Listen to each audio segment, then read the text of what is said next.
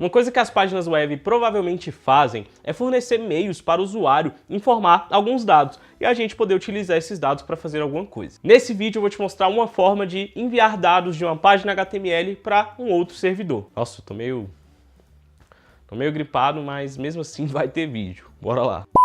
Quando eu falo de usuário informar dados, eu estou falando de formulários. Com certeza você já preencheu algum formulário aí na web. Toda vez que você faz login em alguma aplicação como Google ou Facebook, você está informando seus dados, seu login e senha, e enviando para o servidor da Google ou do Facebook te autenticar. Então, você estava numa página HTML, você preencheu um formulário com alguns dados e essa página enviou esses dados para algum servidor. Mano, tá muito nasal esse som. Espero que esse vídeo fique bom. Tô tentando, galera. Bora. E tem duas formas de enviar dados de uma página HTML para um outro servidor. Com HTML puro ou com JavaScript. Passando um trem aqui, mano. Não tem trem aqui.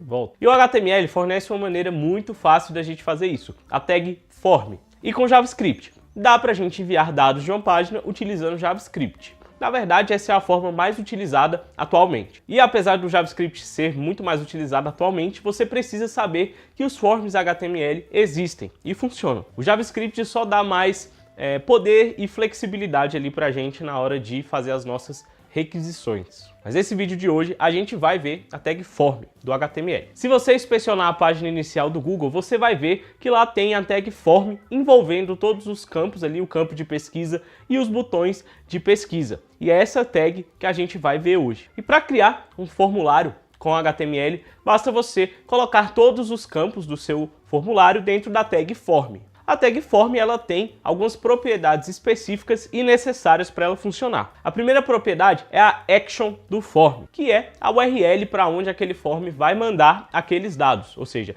é o endereço do servidor que ele vai mandar os dados. E a outra propriedade do form é o method, que é uma propriedade que vai dizer qual tipo de requisição que tem que ser feita para enviar esses dados. Essa propriedade method ela é necessária porque as requisições feitas pelos forms seguem o protocolo HTTP. Eu não vou entrar em detalhes sobre o HTTP porque esse não é o intuito do vídeo, mas basicamente nós temos dois tipos de requisição, que é o GET e o POST. O método GET a gente usa quando a gente quer pegar dados de um servidor, solicitar dados de um servidor. E o método POST a gente usa quando a gente quer enviar dados para um servidor.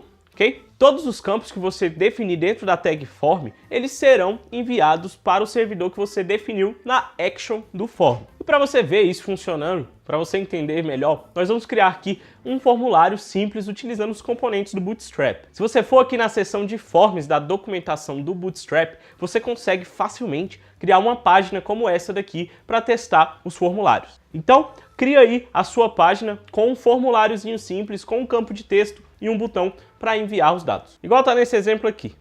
E como eu te falei, um form ele vai pegar os dados que você digitou, que foi definido dentro da tag form, e vai pegar esses dados e enviar para o servidor que você colocou na action. Esse servidor aí seria o nosso back-end, mas como você ainda não sabe criar uma aplicação para servir como back-end, nós vamos utilizar o Request Bean, que é um serviço que serve para testar as requisições feitas por aplicações front-end. Basicamente, esse serviço do Request Bean, ele só aceita requisições de qualquer front-end e armazena essas requisições por 30 minutos ali, só para você poder ver o que foi mandado naquela requisição, para você ver os forms funcionando. E esse Request Bean só vai servir para eu te mostrar como que funcionam os forms, para você ver se funcionou o seu form. Então, abra aqui essa página do Request Bean, e para você utilizar o Request Bean é muito fácil, é só você vir aqui e clicar em Create Request Bean. E aí ele vai gerar para você uma URL para você usar nos seus forms. Ah, não feche essa página que você abriu do Request Bean, porque é aqui que a gente vai ver a requisição quando a gente apertar no botão para enviar o formulário. E bem aqui você vai ver que ele gerou uma URL para você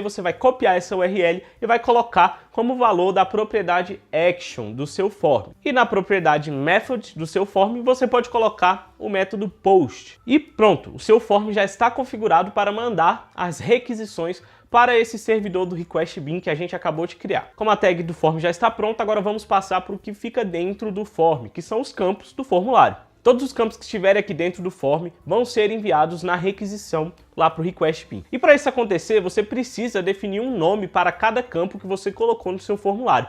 que assim o servidor vai saber qual dado veio de qual campo. E é por isso que nós temos aqui uma propriedade name no nosso input. Como esse nosso formulário é bem simples, ele só consiste de um campo de texto, agora só falta um botão para quando a gente clicar, ele enviar os nossos dados. E para isso, nós precisamos de um botão do tipo submit. Então você vai criar um botão com a propriedade type igual a submit. Esse botão precisa estar dentro da tag form, ok? E é ele que vai disparar a nossa requisição, vai pegar os dados ali que a gente digitou dentro do form e vai enviar para o servidor. E aí pronto, esse aqui é o form bem simples, mas se você precisar, você pode colocar qualquer outro campo aqui de formulário, como select, checkbox, campo de texto, campo de número, qualquer coisa que faça parte de um formulário, você pode colocar aqui dentro e tudo que você colocar, você coloca um name para quando enviar essa requisição, o servidor saber qual dado é de qual campo, ok? Então, vamos ver o nosso form funcionando. Atualiza a sua página aí e digita alguma coisa nesse campo de texto e aperta o botão enviar. Provavelmente você vai ser redirecionado para alguma página aí do request bin, talvez essa daqui com um OK. E para ver se essa requisição deu certo, você vai lá naquela página do request bin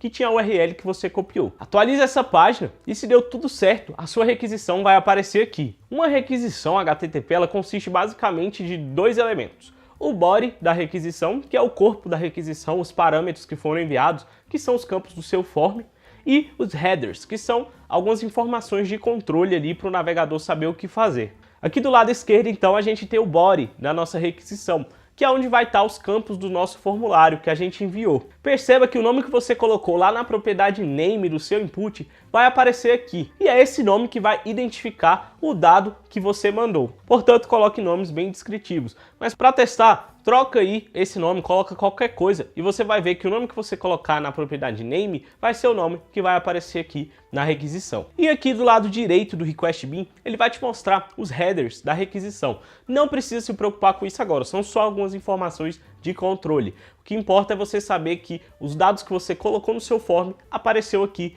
na body da request. Okay? E é isso, é assim que a gente pega dados de uma página HTML e envia para um outro servidor. E com esse testezinho básico aqui, deu para você perceber como funciona essa comunicação, como que a gente pega dados de uma página HTML e envia para outro servidor. O servidor back-end que recebe essas requisições pode fazer o que ele quiser com esses dados. E é bem assim que as aplicações hoje em dia funcionam. Nós criamos aplicações front-end que coletam ali os dados do usuário, qualquer dado que ele tenha que informar, e num servidor back-end a gente faz o que a gente quiser com esses dados, ok? A gente pode derivar outros dados, salvar esses dados, fazer estatística, fazer qualquer coisa. E é assim que essas aplicações de hoje em dia funcionam. E é nesse back-end que a gente coloca toda a lógica do software, todas as regras que a gente tem que implementar. E o que é mais legal é você criar essas aplicações back-end, porque aí as possibilidades são infinitas. Você pode fazer o que você quiser. E saber construir aplicações front-end e back-end é o que te garante várias oportunidades nesse mercado de software. E para criar essa aplicação back-end, nós precisamos utilizar uma linguagem de programação. A linguagem em si não importa. O que importa é que